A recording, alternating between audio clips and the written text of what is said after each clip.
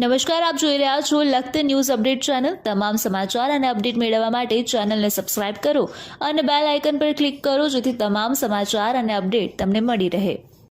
Lakhtar police parade ground પાસેનો કચરો હટાવવામાં નહીં આવે તો પોલીસ લાઇનની અંદર પાણી ભરાવાની શક્યતા સાથે આ કચરો લખતરના કાદેસર તળાવની સહિત કડમ તળાવથી લઈ અને દેરવડા તળાવ સુધી પ્રદૂષણ ફેલાવવાની શક્યતા।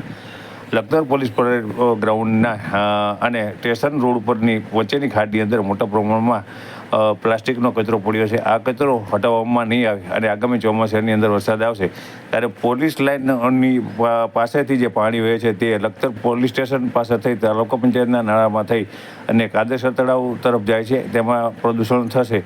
ત્યારે કાદેસર તળાવમાંથી આ પાણી લખતર તાલુકાના કડમ ગામ થઈ અને ડેરવાડા થઈ અને ઠેઠ સાકર તરફ થઈ અને નરસરોવર તરફ વહી જાય છે, ત્યાં સુધી આ પ્રદૂષણ ફેલાશે। ત્યારે સુરેન્દ્રનગર જિલ્લા પ્રદૂષણ વિભાગ સુસુપ્ત અવસ્થામાં હોય, કોઈ પણ પ્રકારની કામગીરી કરવામાં આવતી નથી।